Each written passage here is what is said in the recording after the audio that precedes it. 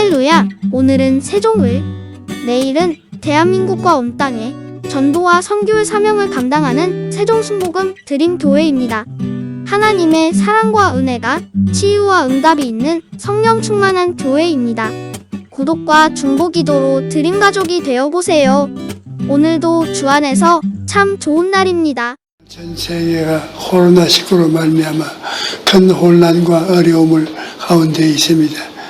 일상생활의 불편함은 말할 것도 없고 하루아침에 사업이 무너져서 가게가 문을 닫고 수많은 사람들이 실직을 당하는 심각한 경제위기가 맞고 있는 것입니다. 통계를 보면 올해 들어 4월까지 실직자가 200만 명을 넘어서면서 2000년 이후 최고치를 기록했습니다. 하루에 실직자가 수천 명을 넘어서서 매일 대기 하나가 사라지고 있는 것입니다. 얼마 전 잡지사에서 제게 인터뷰를 요청하는데 질문들 중에 코로나 전염병으로 인한 지금의 상황을 어떻게 해석하느냐라는 질문이었습니다. 그래서 제가 하나님께서 물질 만능 시대를 생산하시고 영원하신 사는 세대를 바라보게 하시는 것이라고 대답을 했습니다. 여러분, 우리 인생에는 중요한 문제들이 많이 있습니다. 먹고 사는 문제도 중요하고 자기의 꿈을 이루고 성공하는 것도 중요합니다. 그러나 그러한 것들이 인생들에게 가장 중요한 것은 아닙니다. 예수님께서 뭐라고 말씀하셨습니까? 사람이 만일 온 천하를 얻고도 제 목숨을 잃으면 무엇이 유익하리요? 사람이 무엇을 주고 제 목숨과 보겠느냐? 인자가 아버지의 영광으로 그 전사들과 함께 오리니 그때 각 사람에게 행한 대로 갚으리라고 말씀하셨습니다. 여러분, 우리 인생에는 끝이 있습니다. 누구든지 이 땅에서 삶이 끝나면 하나님의 심판이 앞에 서게 되는 것입니다. 그러므로 이 세상살이 동안에 가장 중요한 것은 예수님을 믿고 구원받는 것입니다. 그리고 예수님을 믿는 우리들은 일생 동안 예수님을 잘 믿고 섬겨야 되는 것입니다. 성경을 보면 예수님이 십자가에 달리셨을 때 두 강도가 예수님의 좌편과 우편에 매달아 있었다고 기록되어 있습니다. 그들은 악한 삶을 살다가 잡혀서 이제 사형 선고를 받고 죽음을 눈앞에 두고 있었습니다. 그런데 우리가 분명히 알아야 될 것은 죽음이 끝이 아니라는 사실입니다. 성경은 한 번 죽는 것은 사람에게 정난이치요 그 후에는 심판이 있다고 말합니다. 또 예수님께서는 선한 일이 행한 자는 생명의 부활로 악한 일을 행한 자는 심판의 부활로 나오리라고 말씀하셨습니다.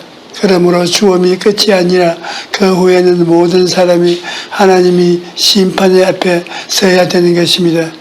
여러분, 예수님 앞에 매달린 두 강도는 모든 인간의 실상을 보여주는 것입니다. 하나님을 반역한 인간의 가장 큰 악을 행한 것입니다. 하나님이 심판을 받고 영원한 멸망으로 떨어질 운명을 안고 백척간도에 서 있는 것입니다. 그날이 언제일지 모르는 것입니다. 누구나 죽음의 순간에 다가오고 하나님의 심판의 앞에 서야 되는 것입니다. 여러분, 사후세계의 현실을 우리는 분명히 알아야 됩니다. 사람들은 죽으면 그뿐이지 죽고 난 다음에 뭐가 있겠느냐고 말하지만 천만의 말씀입니다. 주님께서 우리에게 주신 말씀 중에 부자와 나사로의 이야기가 있습니다. 어떤 도시에 한 부자가 있었는데 이 사람은 돈도 있고 지위도 높고 명예도 있고 권세도 있고 날마다 화롭게 즐기면서 살았습니다. 그리고 그런 집에 대문밖에는 나사로라는 거지가 있었는데 그는 병들어서 일도 못하고 부자의 상에서 떨어지는 부스러기들로 연명하고 살았습니다.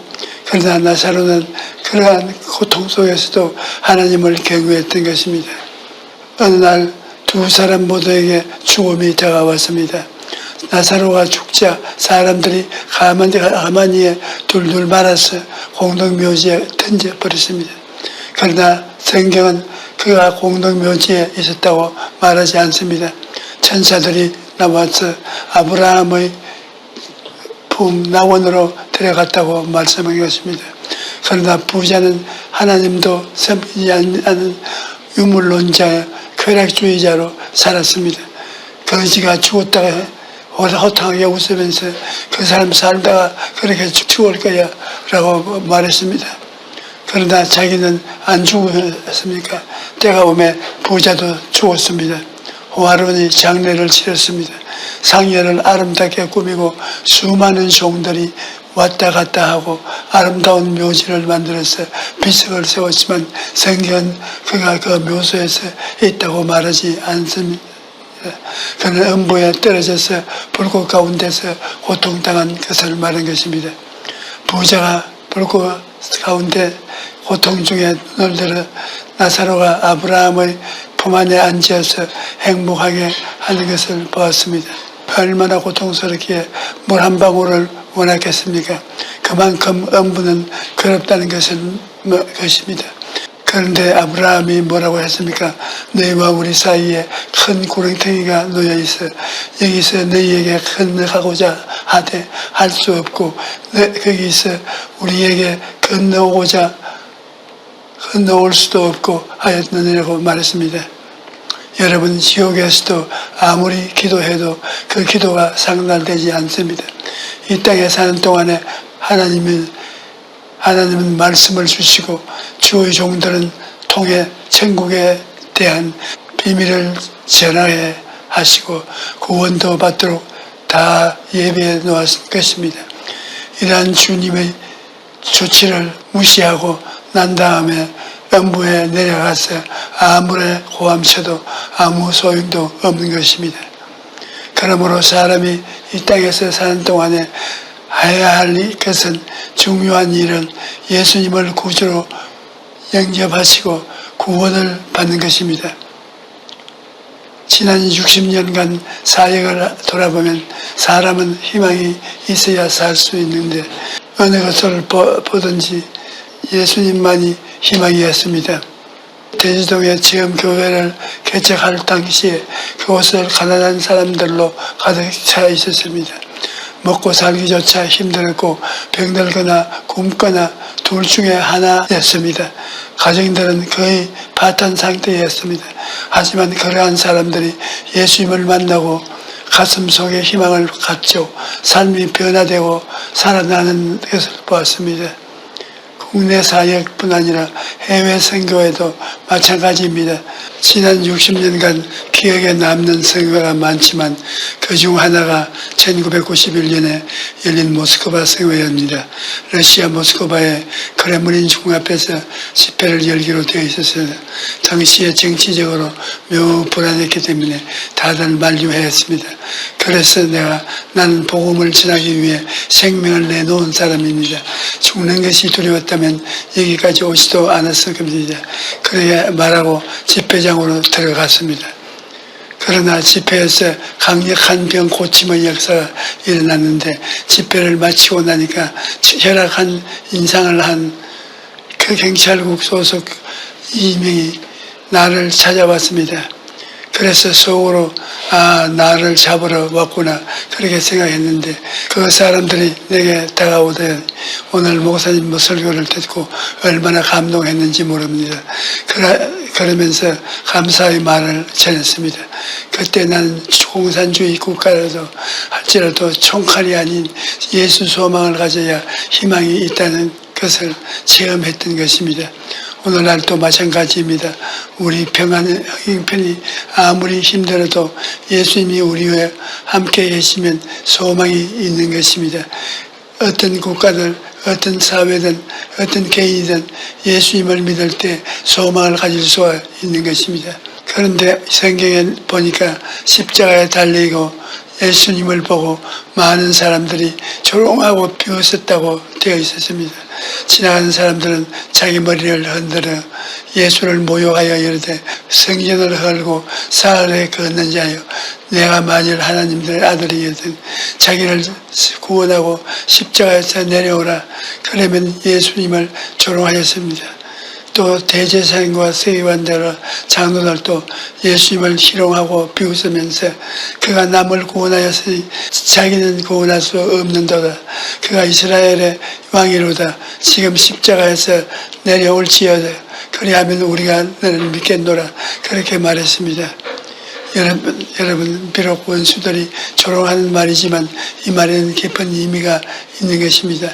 예수님은 십자가에서 내려올 수 없었습니다. 예수님은 남은 구원하였으나 자기는 구원할 수 없었습니다. 왜 그럴까요? 그것은 바로 우리를 사랑하였기 때문입니다. 예수님께서는 그 자리에서 당장 12명이나 되는 천사를 불러서 자신을 구원할 수가 있었습니다. 그런데 우리를 죄악과 추움과 절망의 건지의 시래라는 간절한 소원이 있었기 때문에 처참한 고통 속에서도 십자가에서 내려오지 못하신 것입니다. 여러분과 나를 대신해서 십자가 형태를 걸머지고 배를 흘려 죽어야만 여러분과 나의 죄를 대속할 수 있기 때문인 것입니다. 주님께서는 아무리 내려오고 싶어도 내려올 수가 없었습니다. 내려올 수 없는 것이 아니라 예수님은 내려오지 않기로 결심을 한 것입니다. 이마에는 피가 흐르고 양손과 양발에는 못 박힌 옷이 찢어져서 피가 흐르고 목이 말라 혀는 천장에 붙고 고통 속에서 몸부림을 쳤습니다. 친구들은 다 도망치고 원수들은 조롱하고 예수님은 견디지 못하여 엘리 엘리 라마 사박다니 나의 하나님 어찌하여 나를 버리셨나이까 라고 외쳤습니다. 그럼에도 불구하고 여러분과 나를 사랑하셨기 때문에 십자가에서 내려오지 않으신 것입니다. 만일 예수님께서 십자가에서 내려오셨더라면 오늘 여러분과 나는 소망이 없습니다. 여러분과 나는 죄 때문에 영원히 멸망받고 죽었어야 합니다. 여러분과 나를 쥐어잡을 원수 마귀가 사망과 음보의 권세를 가지고 입을 딱 벌리고 한 사람 한 사람의 영혼을 영원히 삼켜버리려 말았을 것입니다. 이러므로 예수님께서 우리를 대신하여 십자가의 고난을 견디고 죽으십대로 막중한 대가를 지불하셨기 때문에 이제 누구에든지 예수님을 믿기만 하면 구원을 받을 수가 있는 것입니다.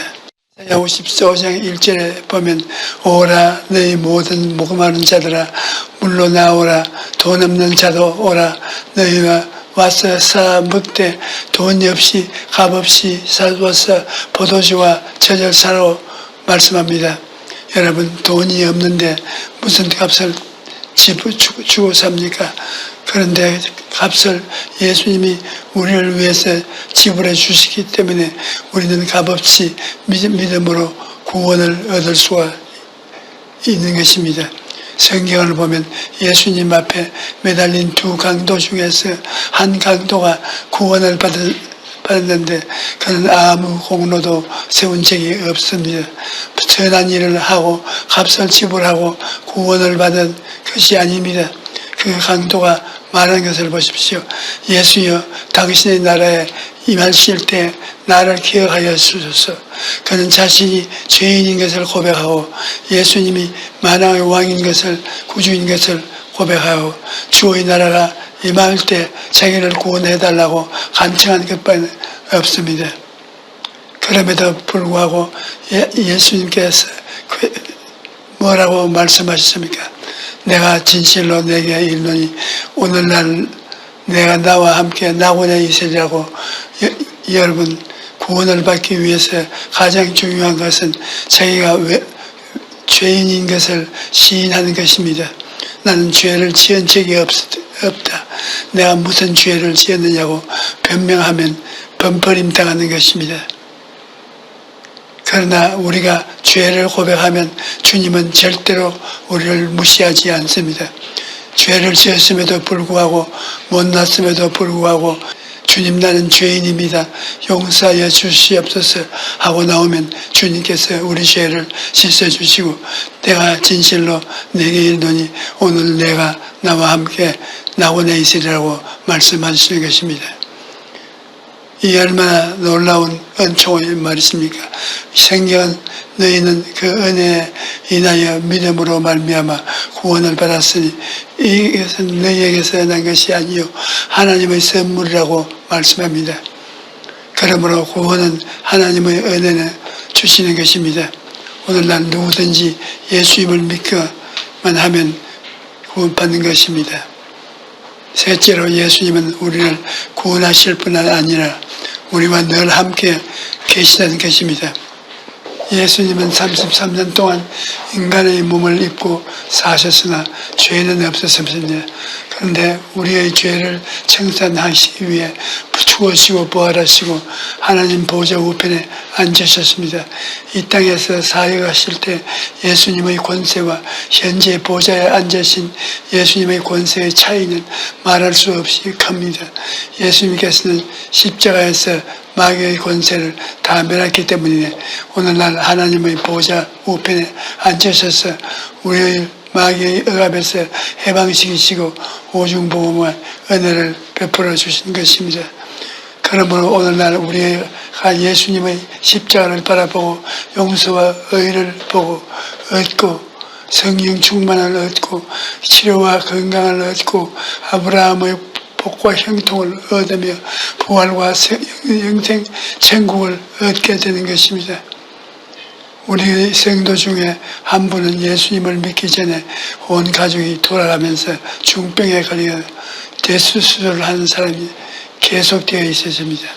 이분은 우상 숭배하는 가정에서 자라고 또 우상 숭배하는 집으로 시집을 왔기 때문에 보고 배운 것이 무속신앙밖에 없었습니다.